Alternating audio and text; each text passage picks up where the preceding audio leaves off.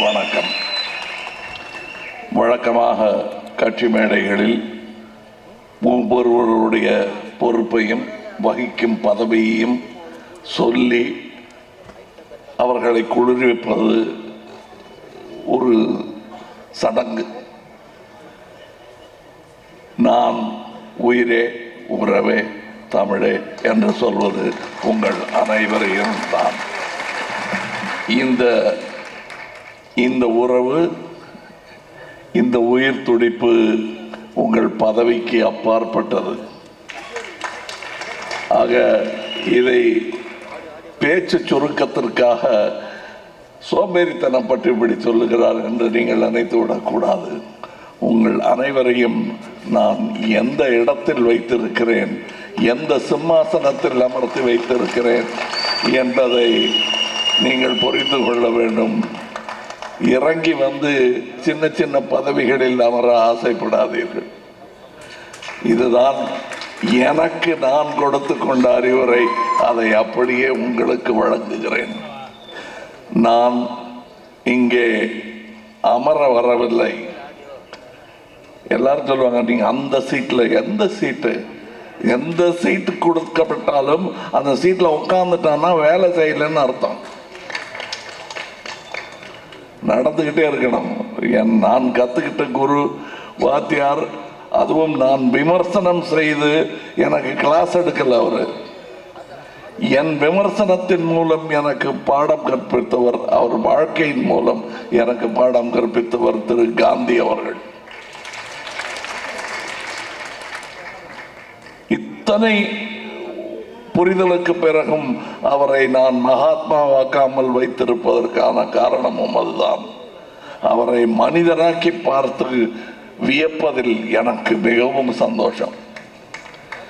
காரணம், அது நாமும் செய்யக்கூடிய ஒரு செயலாக இருக்க வேண்டும். காந்தியை இறக்கை வைத்த தேவதையாக நாம் மாற்றிவிட்டால், கால் பாவாத ஒரு பிசாசாக அவரை மாற்றிவிட்டார். நாளைய காந்தி உருவாக மாட்டான். இங்கே இருக்கிறார்கள் என்று நான் நம்புகிறேன். அவர்கள் பாதசாரிகராக நம் பேச்சில் இடம்பெறாமல் இருப்பதுதான் நாம் அனுபவிக்கும் சோகம்.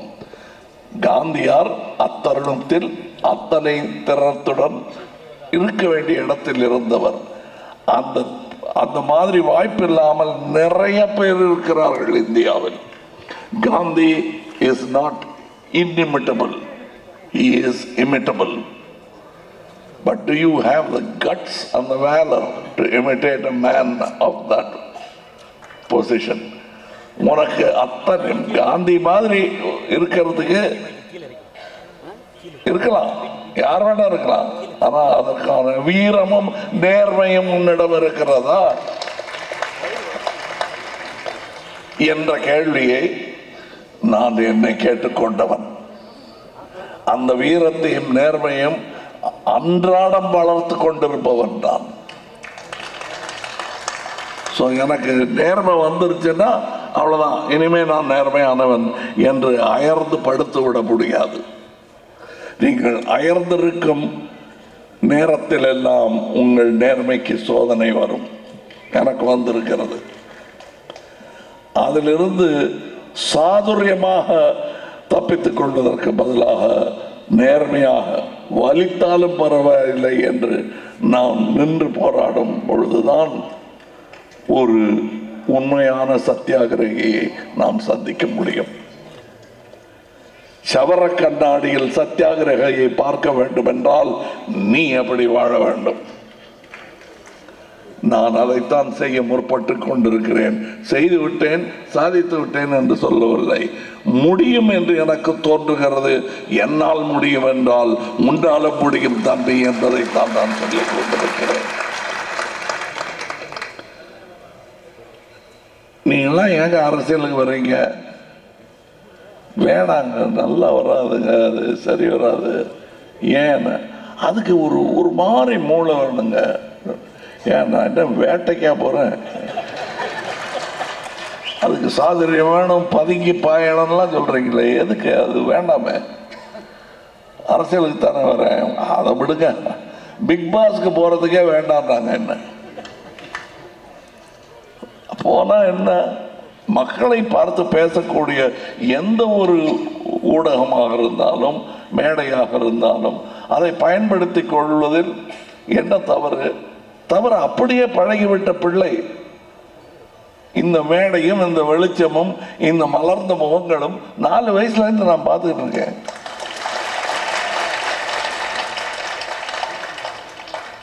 இது அடிக்ஷன்லாம் கிடையாதுங்க. இதுதான் என் வாழ்முறை,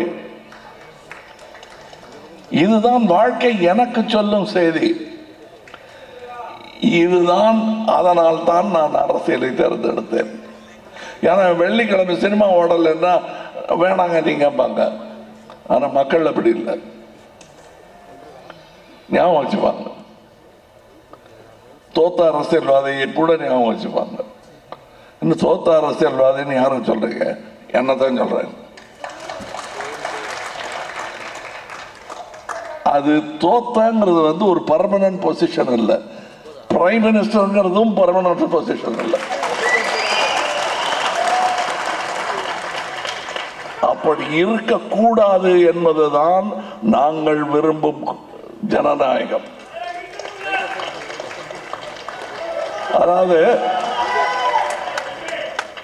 அதாவது இப்ப நாம் லிஸ்ட் போட்டு பேசுறேன். என் மனசுல இருக்கிற உள்ள கிடக்கைகளை எல்லாம் உங்களிடம் பேசுகிறேன். தைரியமாக பேசலாம்.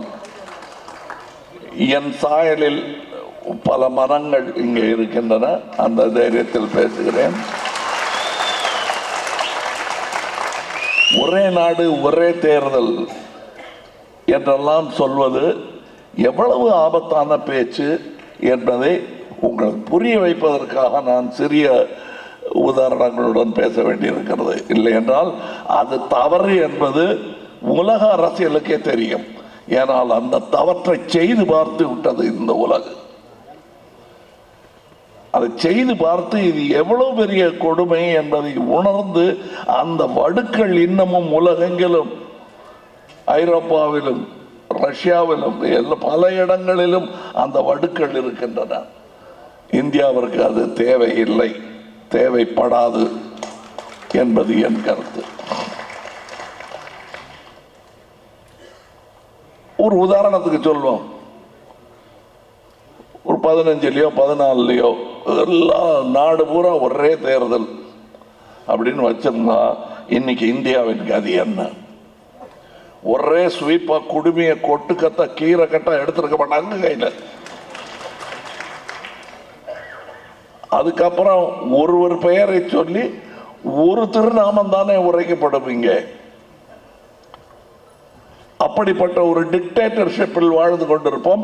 இந்த மைக்கில் நான் பேச முடியாது.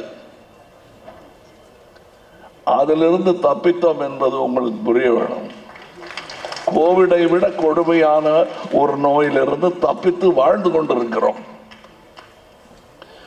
அதனால என்னங்க, ஒரு சீரா எல்லாம் நடக்கட்டும்ங்கிறதுக்காகத்தானே சொல்றாங்க இந்த மாதிரி எல்லாம் ஒரே மாதிரி இருக்கணும்னு. அதை செஞ்சு பாருங்களேன் எக்ஸ்பெரிமெண்டா.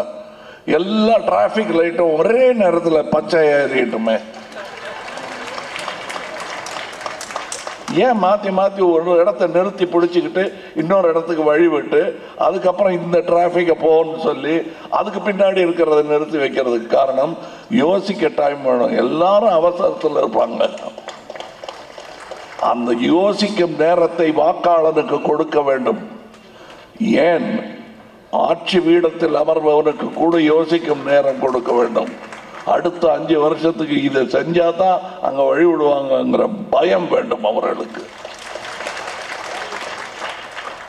எந்த ஆட்சியாளர் சொல்றீங்க? எந்த ஆட்சியாளரையும் சொல்லுகிறேன், இப்பொழுது இருப்பவர்களையும் சொல்லுகிறேன், அப்போது இருந்தவர்களையும் சொல்லுகிறேன், இனி வரப்போபவர்களையும் சொல்லுகிறேன்.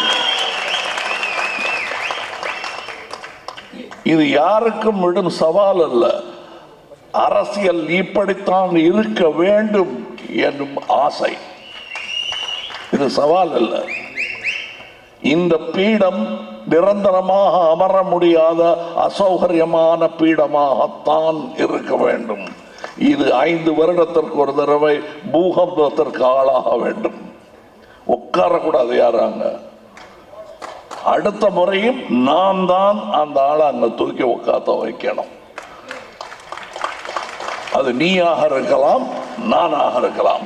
அவ்வளவு கிளியரா இருக்கணும் நம்ம. அதுதான் ஜனநாயகம்.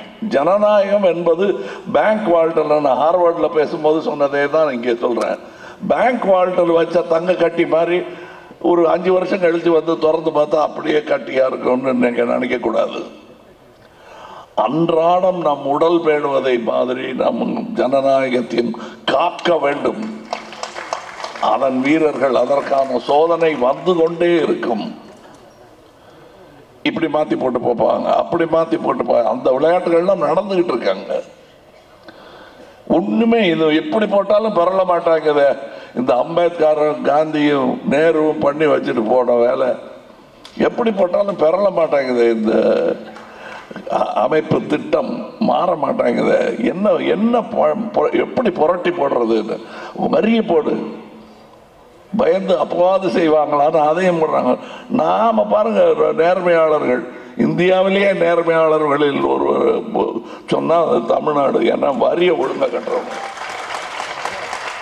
அதுல மூத்த வேணாம். அது அண்ணனின் கௌரவத்துடன் நான் சொல்லுகிறேன். என் தம்பிகள் நேர்மையானவர்கள். அதற்கு நீங்கள் அவரை மதிப்பதற்கு பதிலாக தண்டனை கொடுக்க பார்க்கிறீர்கள். நீங்க சொன்னீங்க ஜனத்தொகையை கட்டுப்படுத்த வேண்டும், கட்டுப்படுத்தினால் மட்டுமே இந்த நாடு செழிப்பாகும் என்று சொன்னவுடன் கேட்டது தமிழகம்தான், தமிழ்நாடு தான். இன்னைக்கு என்ன சொல்றீங்க? உங்க ஜனத்தொகை குறைஞ்சு போச்சு, அதனால நீங்க எதுக்கு அத்தனை பேரும் பார்லிமெண்ட்டுக்கு வரணும்? கொஞ்சம் பேர் வந்தா போறோம். யூபியில் இருக்கிறவங்க நாங்க பார்த்துக்கிறோம். அங்க 20 பேர் இருக்கோம், 20 இடம் இருக்கு, 20 கோடி பேர் இருக்கா, அதனால எங்களுக்கு சீட்டு நிறைய இருக்கணும், உங்களுக்கு கம்மி அப்படிங்கிறாங்க. அப்படி அல்ல. இந்த நாட்டை நடத்தி கொண்டிருப்பது நாம் கொடுக்கும் பணம். என் தம்பியை பட்டி போடு நான் சொல்ல, பகுந்துன்பம் என்றுதான் சொல்லுகிறேன். அவனுக்கு அங்க அள்ளி அள்ளி கொடுத்துட்டு அங்க நீங்க கர்ணனாகவும் இங்கே கும்பகர்ணனாகவும் எப்படி இருக்கீங்க? நீங்க இந்த பக்கம் எழுந்து பார்க்கவே மாட்டேங்கிறாங்க. அண்ணா என்றோ சொன்ன தெற்கு தேய்கிறது வடக்கு வாழ்கிறது என்று இன்னும் அதுவா வழங்குகிறது. எப்படி அது பண்ணலாம்? ராக்கெட் விட்டாச்சு நம்ம சந்திரனுக்கு, இங்க ஒரு தூது விட முடியும் இல்லையா நம்மளால? அந்த குரலாகத்தான் நாம் இருக்க வேண்டும். நான் இருப்பேன்.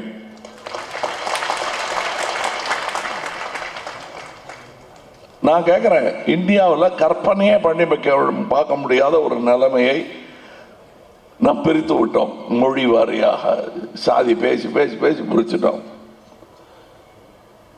ராஜகோபாலன் அப்படின்னு ஒரு ஆளு, ஆச்சாரியெல்லாம் தூக்கிடலாம் வேணாம் எனக்கு. ராஜகோபாலன் ஒரு ஆளு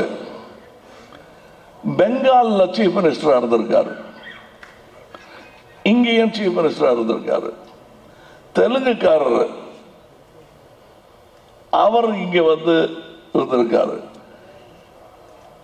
இது இங்கே பாசிபிள். ஆனால் ஒரு தமிழன் பிரைம் மினிஸ்டர் ஆக முடியுமா? அதற்கு இந்த நாட்டை தயார்படுத்த வேண்டும்.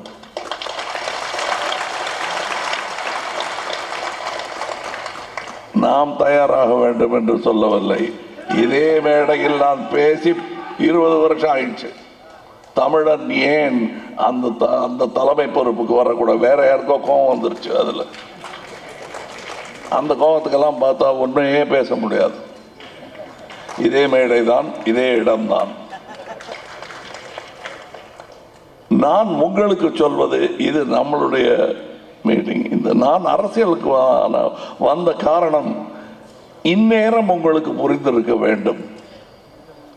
இன்னமும் புரியாதவர்கள் இருக்கக்கூடும் என்ற சோகத்தில் சொல்கிறேன். நான் அரசியலுக்கு வந்தது எனக்காக அல்ல, நமக்காக கூட அல்ல, நாளைக்காக.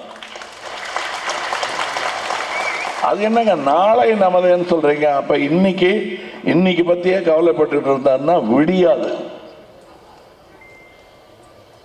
நாளையை பற்றி கவலைப்பட்டு கொண்டிருந்தால் இது ஒரு பழத்தோட்டமாக மாறும். நீ வெறும் பழந்தண்ணி விபாலா இருக்கணும்னு நினைச்சிருந்தேன்னா தோட்டமா பறந்துகிட்டு இருக்கணும். அது படத்துல கூட டைலாக வச்சிருக்கேன். அதோடைய நீட்சி தான் என்று நான் அரசியலுக்கு வந்தது. விதை நான் போடுவேன், வேற ஒருத்தர் பறிச்சு தின்னுட்டு போவேன். ஆனா விதை நான் போட்டது. அது எனக்கு பிடித்த, நான் மதிக்கும் ஒரு மாபெரும் நடிகரை வைத்து பேச வைத்தேன். வசனம் என்றது அது என் வாழ்முறையும் கூட. நான் அப்படிப்பட்ட நாயகர்களாக நீங்கள் இருக்க வேண்டும் என்று நான் நினைக்கிறேன். அதற்காக ஆரம்பித்த கட்சி தான் மக்கள் நீதி மையம். நோவா ஹராரே என்பவர் பேரறிஞர் ஒருவர் சொல்லுகிறார், எப்படி மதம் என்பது பெரிய மாயையோ அதே போல் ஜஸ்டிஸ் ஃபார் ஆல் என்பதும் மாயை என்கிறார். ரொம்ப கடுமையான ஒரு விமர்சனம். நம் பெயர் மக்கள் நீதி மையம். அப்ப அதை எப்படி ஏற்றுக்கொள்கிறீர்கள்? கஷ்டம்தான், மாயை தான். ஆனால் அந்த மாயை கலைய வேண்டும். அதை எப்படி கொடுக்க முடியும்? நாம் இன்னொருவருக்கு வழங்குவதாக இருக்கக்கூடாது ஜஸ்டிஸ். அது அவர்கள் உரிமையாக இருக்க வேண்டும். ஜஸ்டிஸ்ங்கிறது வழங்கும் பொருளாக வரும் பட்சத்தில் வேண்டி நிற்க வேண்டி வரும். அப்படி இருந்ததுதான் கோர்ட் எல்லாமே. I beg your court, your honour, your lord என்ற வாசகங்கள் இன்னும் மாறிய பாடில்லை. கொடுப்பதற்கு யார்? சட்டம் தெரிந்து விட்டதனால் அவர்கள் சட்டத்தை வழங்கும் நிலையில் இல்லை என்பதுதான் ஒரு வக்கீலின் மகனாக நான் உணர்ந்தது. Justice is something you should deserve. It's your deservance. மனிதனாக பிறந்ததனால் உனக்கு அந்த நீதி வழங்க வேண்டும். இந்த நீதி அமெரிக்காவில் மறுக்கப்பட்ட போது அது தவறு என்று சுட்டிக்காட்ட ஒரு தாடிக்காரர் வந்தார், ஆப்ரஹாம் லிங்கன். அரசியல் அவர் பெரிய வெற்றி கிடையாது, ஆனால் சித்தாந்தத்தில் அவருக்கு பெரிய வெற்றி. பிற்பாடு அதுவே தொடர்ந்தது, போரிலும் அரசியலிலும். அதுவும் நிகழும். இங்கே எனக்கு ரெண்டிலுமே மையம் என்பது என்னுடைய வாழ்க்கை முறையாக நான் மாற்றிக்கொண்டு விட்டேன் என்பது என் கூட பழகுபவர்களுக்கு தெரியும். இல்லாத பட்சத்தில் விமர்சனங்களை ஏற்று இன்னமும் செதுக்கிக் கொண்டிருக்கிறேன் என்னை என்பதுதான் உண்மை. பெரிய உருவமா அங்க உட்காந்துருக்காரு, கடைசியில் ஒருத்தர் 10 பேர் அடிப்பார் போல் இருக்கு அப்படின்னு தோணும். இவர் கோயம்புத்தூர்ல எலெக்ஷன் முடிஞ்சு திரும்பி வரும்போது குலுங்கி அழுகிறாரு. நான் முதுகுல கொத்தி வெளியே போறோம், கண்ணு நனைஞ்சதுன்னா எனக்கு அவமானம்னு தேத்தி வெளியே கூட்டிட்டு வந்தேன். காரணம், நாளை நாம் சிரிப்போம், அதே நிகழ்வை சுட்டி காட்டி சிரிப்போம். காரணம், அது நம்முடைய தோல்வி அல்ல. கோயம்புத்தூரில் நடந்தது தோல்வி என்றால் இவர்கள் ஜெயிச்சுக்கு ஆட்சிக்கு வந்தது வெற்றி அல்ல.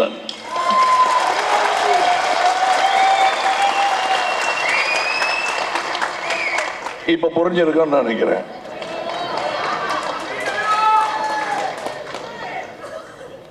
என்னங்க சுளீர்னு வலிக்குது? நமக்கு சுளீர்லாம் வலிக்காது. குற்றமுள்ள நெஞ்சுகளுக்கு தான் குறுகுறுக்குமே தவிர நமக்கு உண்டாகாது. இப்ப இங்க சொன்ன அந்த வாசகங்கள் 16 படிச்சாங்க. அந்த 16 பெற்று பெருவாழ்வு வாழ வேண்டும். நாம் அந்த 16 பெறுவது எப்படி? அது உங்களால் தான் முடியும். அதாவது குறைந்தபட்சம் 5 பேர்னு உங்ககிட்ட கெஞ்சற நிலைமைக்கு கூட்டுட்டீங்களா 7 வருஷம் கழிச்சு? இது தேவை. அதை நேரம் நிறைவேற்றி இருக்கணும். பண்ணுங்க, போங்க. உங்க தலைவர் எவ்வளவு பெரிய ஆளுன்னு கூட்டம் போட்டு சொல்லிட்டு இருக்காதீங்க. உங்க கூட்டம் எவ்வளவு பெருசுன்னு காட்டுங்க. நான் எவ்வளவு பெரிய ஆளுன்னு காட்ட வேண்டிய இடத்துல காட்டுறேன். நீ கூட்டத்தை கூட்டாம எங்க தலைவர் பெரிய ஆளு, பெரிய தலைவர், இன்னும் கூட்டம் கூட்டு, அப்புறம் என்ன பெரிய ஆளுன்னு சொல்லு, நானாவது நம்ப ஆரம்பிப்பேன்.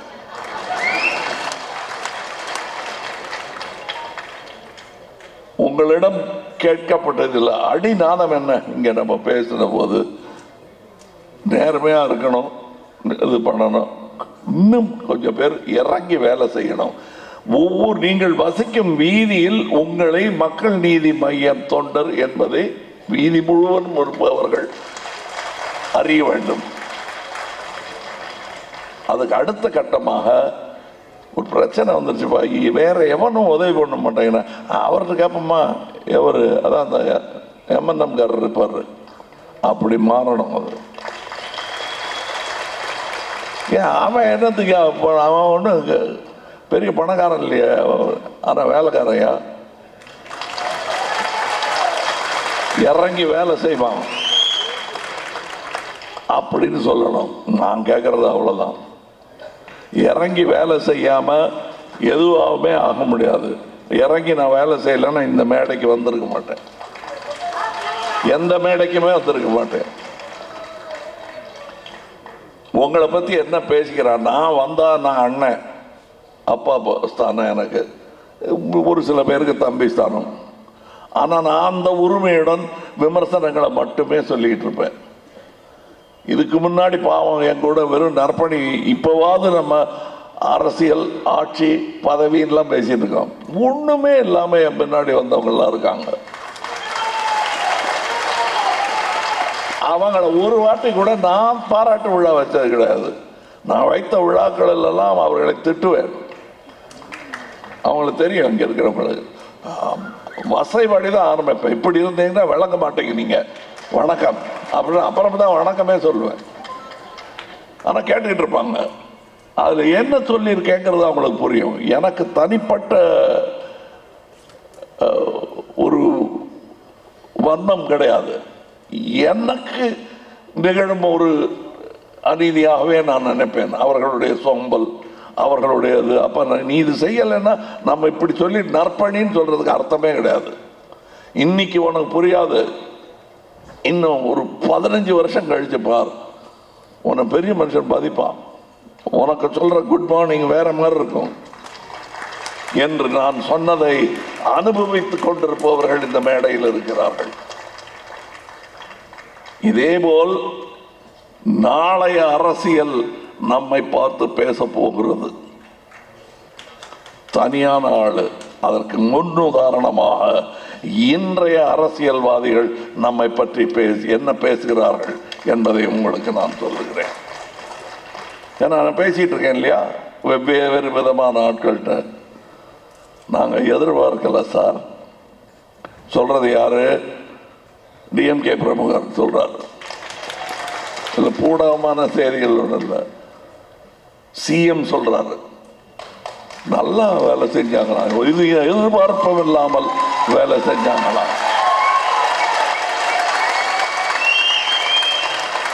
அப்புறம் இன்னொரு இடத்துல சொன்னாரா, சிஎம் சொன்னாரா, சொன்னாருங்க. நான் கூட சொல்லிட்டு இருந்தேன் சார், முந்திரப்படாதுங்கிறதுக்காக நான் சொல்ல சார், நானும் கொஞ்சம் அப்படி வந்து சாப்பிட்டு போங்களேன் அப்படின்னா, இல்லை சார் நாங்கள் சாப்பிட்டு வந்துட்டோம்னு சொல்கிறான் சார்.